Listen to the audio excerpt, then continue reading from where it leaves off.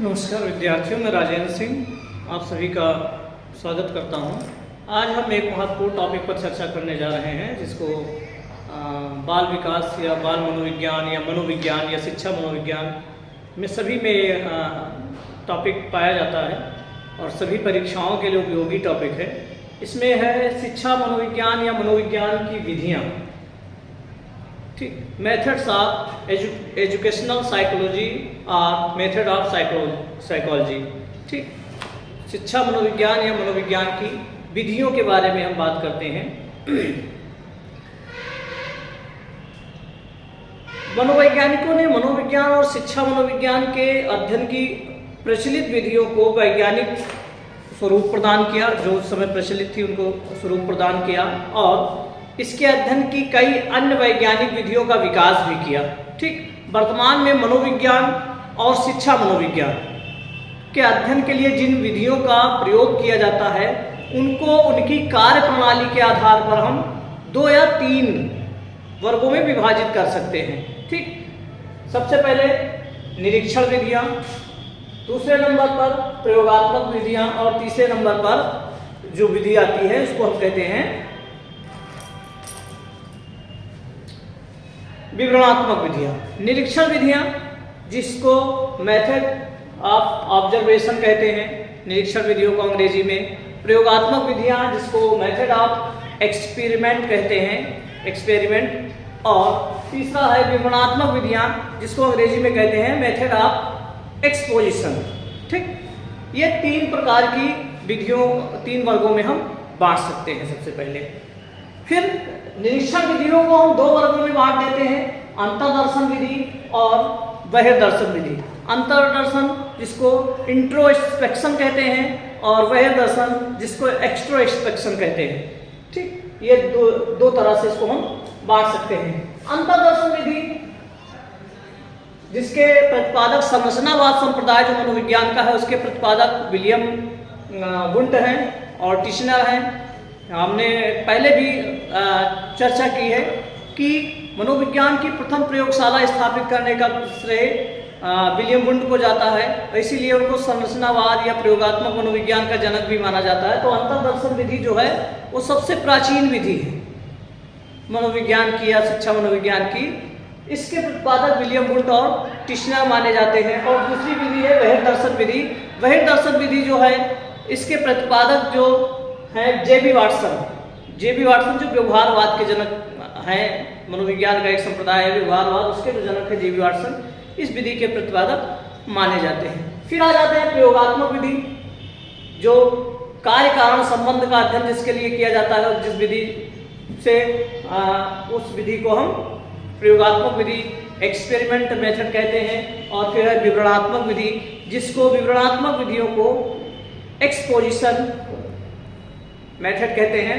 और विवरणात्मक विधियों के अंतर्गत बहुत सारी विधियां आती हैं। कुछ जो प्रमुख विधियां हैं उनकी हम चर्चा करते हैं। जीवन इतिहास विधि जिसको केस हिस्ट्री या केस स्टडी मेथड कहते हैं, जीवन अध्ययन विधि। विकासात्मक विधि जिसको डेवलपमेंटल मेथड कहते हैं। तुलनात्मक विधि जिसको कंपैरेटिव मेथड कहते हैं। मनोविश्लेषणात्मक विधि जिसको साइको एनालिटिकल मेथड कहते हैं, जिसके प्रतिपादक सिगमंड फ्रायड हैं जो मनोविश्लेषण सिद्धांत के जनक हैं, वियना के चिकित्सक हैं, स्वप्न विश्लेषण और मनोविश्लेषण विधि के वो प्रतिपादक हैं, फ्रायड महोदय इनकी है।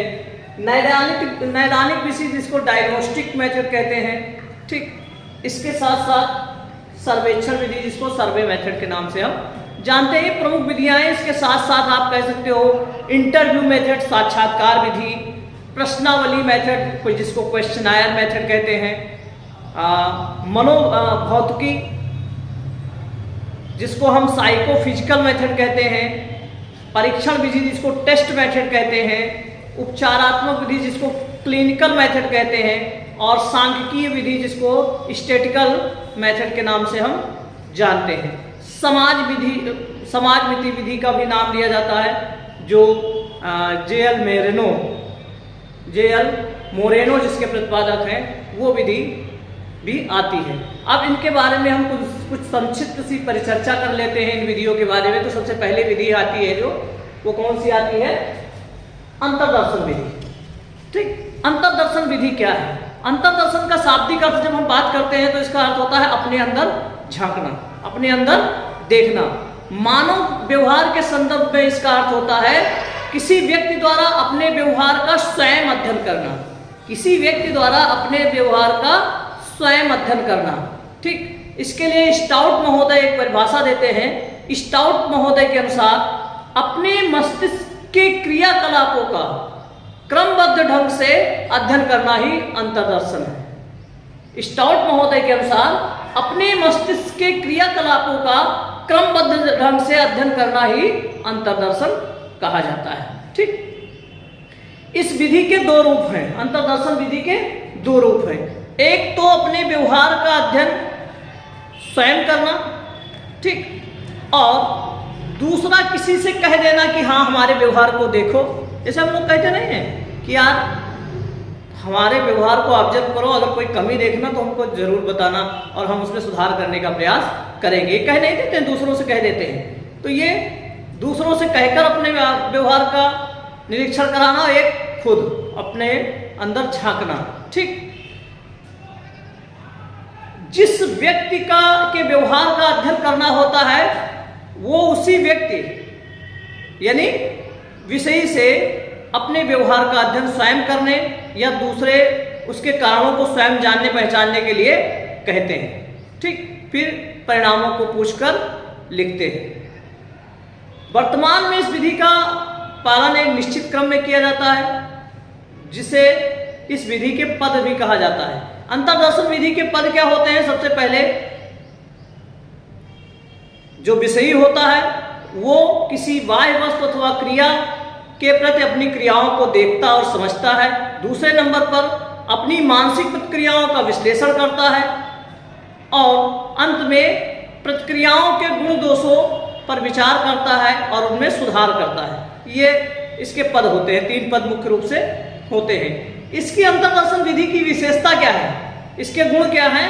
तो सबसे पहले कि इसमें किसी भी प्रकार के परीक्षण सामग्री या यंत्रों की जरूरत नहीं होती है। ठीक, दूसरी इसकी विशेषता है कि इस विधि का प्रयोग हम कहीं भी कर सकते हैं, उठते बैठते चलते फिरते कहीं भी किसी भी स्थान पर किसी भी समय में इस विधि का प्रयोग करके हम अपने अंदर झांक सकते हैं। जैसे किसी से झगड़ा होता है तो क्या कहते हैं, अपने अंदर पहले झांक कर देखो फिर दूसरे को कहना, यानी कि अंतर्दर्शन की जरूरत है। ठीक, तीसरी इसकी विशेषता है कि विषयी को सीधे अपने मनोदशा की जानकारी प्राप्त हो जाती है। चौथी विशेषता है कि विषयी जिन मानसिक क्रियाओं को अन्य विधियों से नहीं देख समझ सकता है उसे इस विधि के द्वारा देखा समझा जा सकता है। और पांचवी इसकी विशेषता या गुण है कि इस विधि द्वारा किसी मनुष्य के व्यवहार के किसी अन्य विधि से प्राप्त परिणामों की भी परख की जा सकती है। ठीक, ये इसकी अच्छाई है। ठीक, अच्छाई ही है कि हम क्या हैं, हमारे बारे में हमसे बेहतर कोई नहीं जानता। चाहे जितने सगे संबंधी हो, हमारे माता पिता भाई बहन मित्र टीचर कोई भी हो, सब कुछ हमारे बारे में कोई नहीं जानता है। उतना ही हमारे बारे में सब जानते हैं जितना मैं दूसरे को जनाना चाहता हूँ या बताता हूँ। जो नहीं जनाना चाहता हूँ, नहीं बताता हूँ, वो कोई नहीं जान पाता है, चाहे जितने सगे संबंधी हो। ठीक, कुछ ना कुछ हम अपने अंदर छिपाए हैं। लेकिन मैं क्या हूँ, मेरे बारे में मैं जरूर जानता हूँ। मेरी मेरिट क्या है, मेरी डीमेरिट क्या है, मैं गलत कहाँ हूँ, मैं सही कहाँ हूँ, ये मैं जरूर जानता हूँ। ठीक, तो इससे एक स्पष्ट परिणाम निकल कर आते हैं। इसकी कमी क्या है इस विधि की? इसकी एक लिमिट है। ठीक, ये विधि जो है, जो व्यक्ति है उसकी योग्यता और क्षमता पर निर्भर करता है कि उसमें अपने अंदर झांकने की, अपनी कमियों को पकड़ने की क्षमता है उसके अंदर या नहीं है। ठीक, इस विधि में जो व्यक्ति होता है वो दोहरा व्यवहार करने लगता है। एक तरफ तो वो कह देता है कि हाँ हमारे अंदर देखो, दूसरे से कह देता है कि हमारे अंदर देखो, अगर कोई कमी होगी तो बताना। लेकिन वही व्यक्ति जब जिससे कहता है कि हमारे अंदर कोई कमी देखना तो बताना, उसके सामने जब पहुंचता है तो बनावटी व्यवहार करना शुरू कर देता है, अपनी कमियों को छिपा लेता है। तो इससे सही परिणाम मिलने की गुंजाइश नहीं है। हम अक्सर क्या करते हैं कि अपनी मेरिट का, अपने गुण का, अपनी विशेषताओं का तो शो ऑफ कर देते हैं, दिखा देते हैं सबको कि ये हमने ये किया, वो किया, वो किया, लेकिन अपनी कमियों को हम छुपा देते हैं। तो इससे सही परिणाम निकलने की संभावना खत्म हो जाती है। तो ये इसकी कमी है। दूसरी विधि है बहिर्दर्शन विधि। तो बहिर्दर्शन विधि, बहिर्दर्शन को निरीक्षण भी कहा जाता है, अवलोकन भी कहा जाता है। इसका शाब्दिक अर्थ होता है किसी वस्तु अथवा क्रिया को देखना। बहिर्दर्शन का शाब्दिक अर्थ होता है किसी वस्तु अथवा क्रिया को देखना।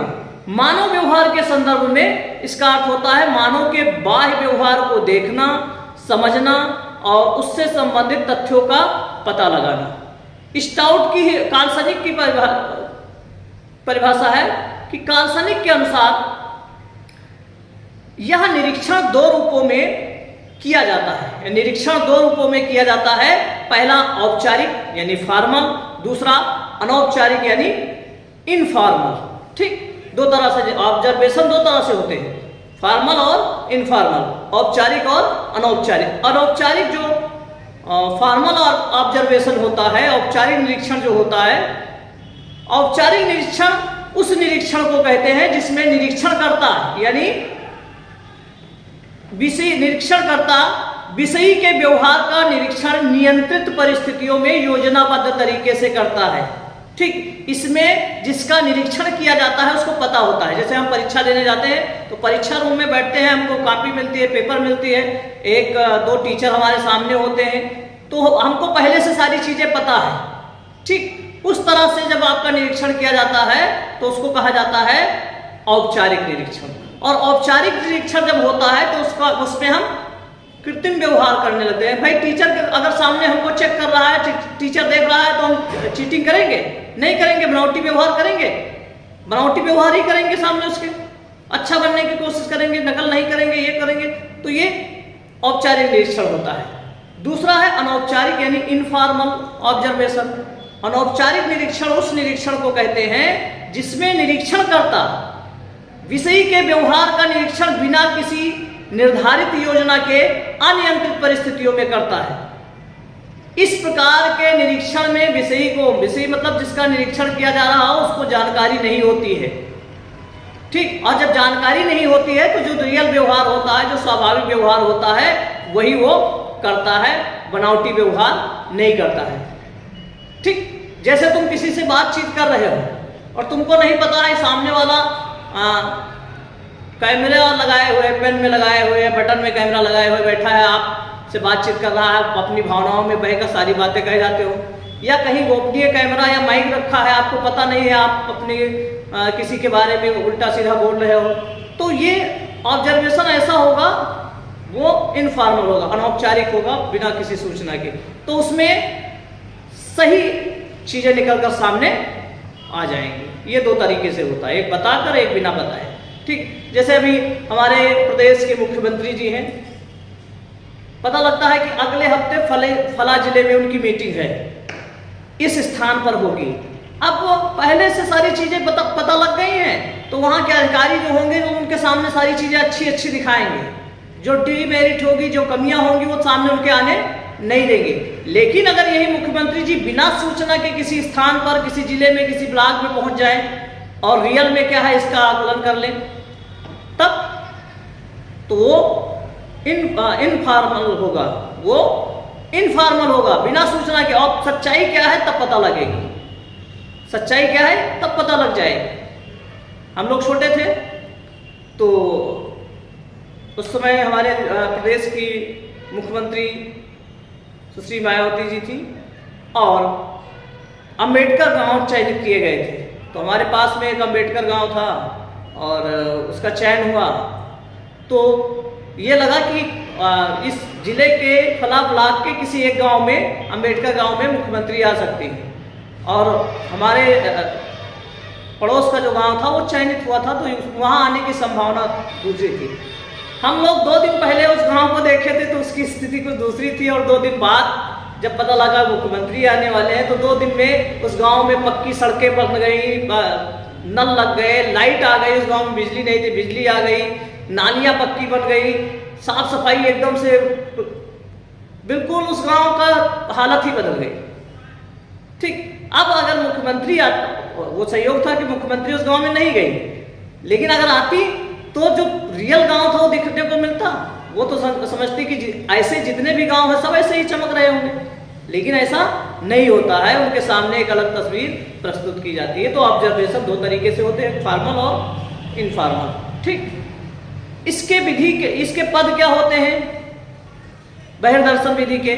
सबसे पहला पद होता है कि इसमें निरीक्षणकर्ता जो होता है, जो ऑब्जर्व करने वाला होता है, वो जिसका ऑब्जर्वेशन किया जाना है, यानी विषयी जो सब्जेक्ट है, उसके व्यवहार को सावधानी पूर्वक देखता है, समझता है। ठीक, दूसरा क्रमबद्ध रूप से उस व्यवहार को लिखता है। तीसरा मानसिक स्थिति का अनुमान लगाता है। और चौथा उसके व्यवहार का विश्लेषण करता है, व्याख्या करता है। ठीक, और पांचवा अन्य विषयों के व्यवहार का अध्ययन किया जाता है और फिर उससे उसका सामान्यीकरण करके नियमों और सिद्धांतों का प्रतिपादन किया जाता है। ठीक, ये काम होते हैं। इसकी अच्छाई क्या है, इसके गुण क्या है निरीक्षण विधि के? कि एक योजनाबद्ध विधि है, योजनाबद्ध तरीके से कार्य किया जाता है, और जो अंतर्दर्शन विधि है उससे ये अधिक वैध है, वस्तुनिष्ठ है और विश्वसनीय है। ठीक, क्योंकि ये दूसरों के द्वारा किया जाता है। ठीक, दूसरी इसकी विशेषता या गुण क्या है कि यह विधि छोटे बच्चों पर भी उपयोगी है, बालक पर भी है, किशोर पर भी है, और प्रौढ़ के व्यवहार का भी अध्ययन किया जा सकता है इस विधि के द्वारा। लेकिन इस विधि के द्वारा छोटा बच्चा अपना आत्मनिरीक्षण, अपना अंतर्दर्शन विधि का प्रयोग करके अपना निरीक्षण स्वयं नहीं कर सकता है, लेकिन बहिर्दर्शन में उसका निरीक्षण किया जा सकता है। ठीक, तीसरा इसका गुण है कि इसमें किसी व्यक्ति विशेष के व्यवहार का भी अध्ययन किया जाता है और पूरे समूह के व्यवहार का भी अध्ययन किया जा सकता है। और चौथी विशेषता है कि निरीक्षण व्यक्तियों के व्यवहार का सही पता लगाने में सहायक होता है और उसके आधार पर, परिणाम के आधार पर उसमें सुधार किया जा सकता है। ठीक, कमी क्या है कि निरीक्षणकर्ता जो होता है वो परिणामों की जो व्याख्या करता है वो पूर्व अनुभवों के आधार पर या पूर्वाग्रह से ग्रसित होकर भी कर सकता है, ये इसकी कमी है। ठीक, जब औपचारिक निरीक्षण में इसकी कमी क्या है कि औपचारिक निरीक्षण में जब निरीक्षण करने वाले, निरीक्षण जो करना चाहता है और जो निरीक्षण जिसका होना है, निरीक्षण जिसका होना है, अगर उसको पता चल जाता है कि हमारा निरीक्षण हो रहा है तो वो बनावटी व्यवहार करना शुरू कर देता है।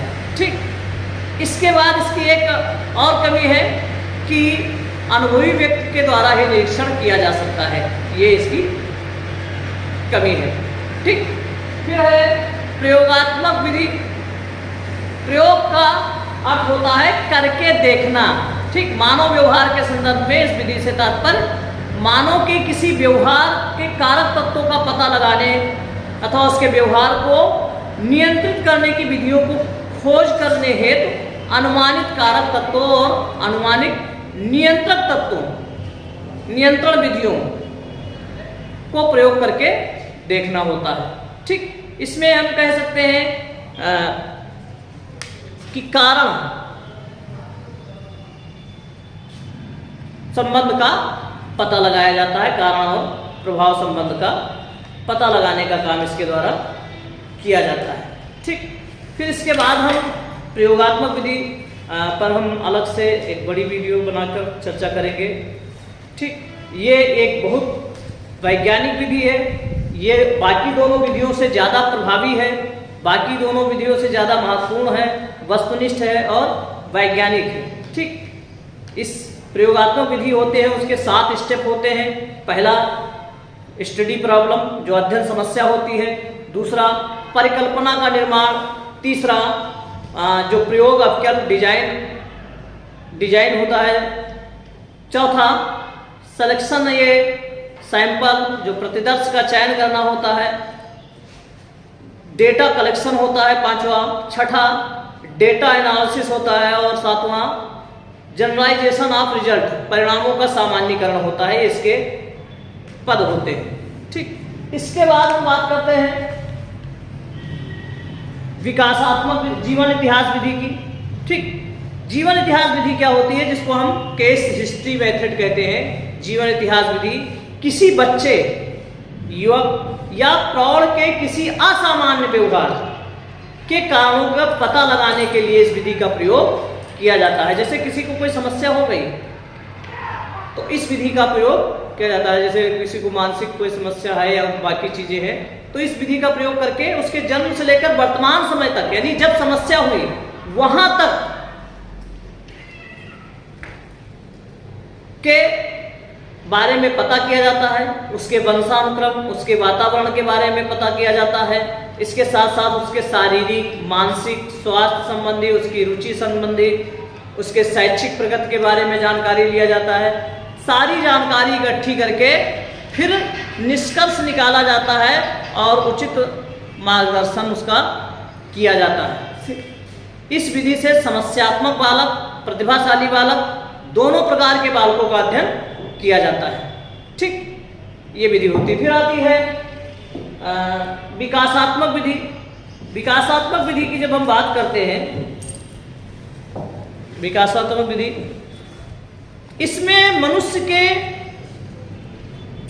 जन्म से लेकर जीवन पर्यंत तक के शारीरिक, मानसिक, संवेगात्मक, सामाजिक, चारित्रिक विकास का क्रमबद्ध अध्ययन किया जाता है और उनके विकास पर वंशानुक्रम का क्या प्रभाव पड़ा और पर्यावरण का क्या प्रभाव पड़ा, इसका अध्ययन किया जाता है। कुछ विद्वान इसे जेनेटिक मेथड भी कहते हैं, जननिक विधि भी कहते हैं। ठीक, इसमें सांख्यिकीय पदों का भी, सांख्यिकीय का भी प्रयोग कर लिया जाता है कई बार। ठीक, फिर इसके बाद आता है आपका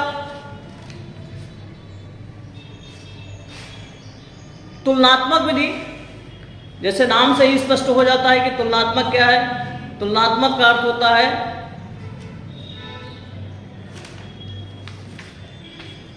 प्रायः तुलनात्मक में, मनोविज्ञान में प्रायः पशु और मनुष्यों के व्यवहारों में तुलना करनी पड़ती है। भिन्न भिन्न व्यक्तियों के व्यवहारों में तुलना करनी पड़ती है। भिन्न भिन्न मानव समूहों के व्यवहारों में तुलना करनी पड़ती है। किसी भी प्रकार की तुलना करने के लिए हम जिस विधि का प्रयोग करते हैं उसे तुलनात्मक विधि कहते हैं। ठीक, फिर आता है मनोविश्लेषण विधि। मनोविश्लेषण विधि, जिसको साइको एनालिटिकल मेथड कहते हैं, ये वियना के जो चिकित्सक थे सिगमंड फ्रायड ने मन के 3 स्तर बताए, चेतन, अर्धचेतन और अचेतन। और उन्होंने स्पष्ट किया कि अचेतन मन व्यक्ति की अतृप्त इच्छाओं का पुंज होता है जो निरंतर व्यक्ति को क्रियाशील रखता है। व्यक्ति की अतृप्त इच्छाएं अवसर पाते हैं उसके व्यवहार को सबसे अधिक प्रभावित करते हैं। मानव के व्यवहार में सबसे अधिक प्रभाव उसके अचेतन मन का होता है। और फ्रायड के इस विचार ने मनोविश्लेषणवाद को जन्म दिया और मनुष्य के अचेतन मन की क्रियाओं का अध्ययन करने के लिए फ्रायड महोदय ने सम्मोहन विधि का प्रयोग किया, शब्द साहचर्य विधि का प्रयोग किया, स्वप्न विश्लेषण विधि का प्रयोग किया, ठीक, स्वतंत्र कथन विधि का प्रयोग किया। इसका अध्ययन मनोविश्लेषण विधि के अंतर्गत किया जाता है। ठीक, इसके बाद आता है आपका नैदानिक विधि, समस्याओं का पता लगाकर उसका निदान करना।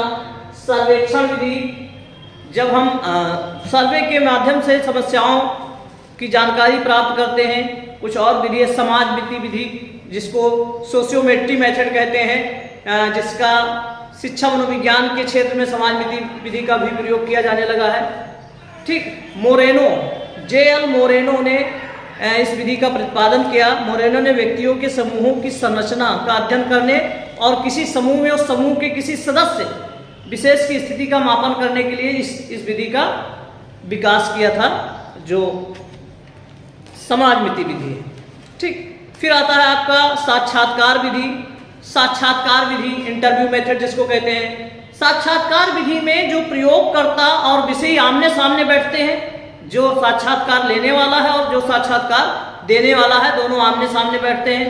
साक्षात्कारकर्ता विषय से प्रश्न पूछता है और विषयी उन प्रश्नों के उत्तर देता है और विषयी के उत्तरों का विश्लेषण करके उसके योग्यता अथवा शील गुणों का निर्धारण किया जाता है या पता लगाया जाता है। मनोविज्ञान एवं शिक्षा मनोविज्ञान के क्षेत्र में मुख्य रूप से दो प्रकार के साक्षात्कार होते हैं, दो प्रकार के इंटरव्यू होते हैं। एक संरचित इंटरव्यू यानी संरचित साक्षात्कार जिसको स्ट्रक्चर्ड इंटरव्यू कहते हैं, और दूसरा असंरचित जिसको अनस्ट्रक्चर्ड इंटरव्यू कहते हैं। संरचित साक्षात्कार वह होता है जिसमें पूछे जाने वाले प्रश्न पहले से निश्चित होते हैं और उनका क्रम पहले से निश्चित होता है, और असंरचित साक्षात्कार वह होता है जिसमें ना पूछे जाने वाले प्रश्न निश्चित होते हैं ना उनका कोई क्रम निश्चित होता है। प्रयोगकर्ता विषय को दृष्टि में रखकर उससे प्रश्न पूछने के लिए स्वतंत्र होता है। जैसे ज्यादातर जो नौकरी के लिए इंटरव्यू होता है वो असंरचित टाइप का इंटरव्यू होता है। आप जो सामने आपसे इंटरव्यू लेने वाला है आपका नौकरी के लिए, वो आपसे प्रश्न पूछने के लिए स्वतंत्र होता है। वो हिस्ट्री से पूछ सकता है, ज्योग्राफी से पूछ सकता है, वो पॉलिटी से पूछ सकता है, वो इकोनॉमिक्स से पूछ सकता है, वो मैथ से पूछ सकता है, हिंदी से पूछ सकता है, कहीं से भी वो क्वेश्चन पूछने के लिए स्वतंत्र होता है। तो इस तरह का जो इंटरव्यू होता है उसको असंरचित या अनस्ट्रक्चर्ड इंटरव्यू के नाम से जानते हैं। ठीक, इसके बाद आता है आपका जो एक विधि और हमने बताई थी आपको, प्रश्नावली विधि। प्रश्नावली विधि क्या होती है? क्वेश्चनायर मेथड जिसको अंग्रेजी में कहते हैं। ये तत्संबंधी प्रश्नों की एक लंबी सूची का प्रयोग इसमें किया जाता है। रिली और लेविस महोदय ने शिक्षा मनोविज्ञान के क्षेत्र में प्रयोग की जाने वाली प्रश्नावलियों को दो वर्गों में विभाजित किया है। एक खुली प्रश्नावली और दूसरी बंद प्रश्नावली। खुली प्रश्नावली जिसको कहते हैं ओपन क्वेश्चनायर, और बंद प्रश्नावली जिसको कहते हैं क्लोज्ड क्वेश्चनायर। खुली प्रश्नावली क्या है? नंबर एक, खुली प्रश्नावली जिसको ओपन फॉर्म क्वेश्चनायर कहते हैं। खुली प्रश्नावली वह प्रश्नावली है जिनमें प्रश्नों के उत्तर विषयी स्वतंत्र रूप से देते हैं। ठीक, जैसे जिसमें विषयी जो होता है उत्तर देने के लिए फ्री होता है, जो चाहे अपने मन से क्वेश्चन का आंसर दे सकता है, जितना चाहे उतना दे सकता है। ये खुली प्रश्नावली होती है।